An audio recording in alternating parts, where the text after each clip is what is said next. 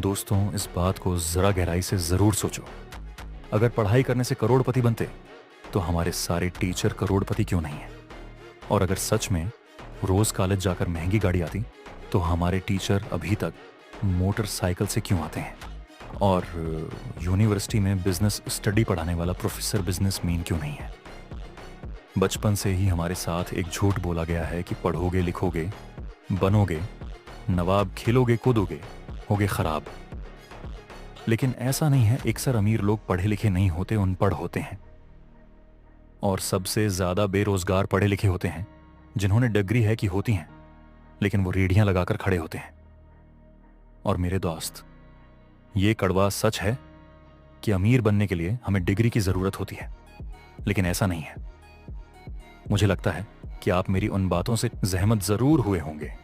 अगर हुए हैं तो कमेंट में यस जरूर लिखें।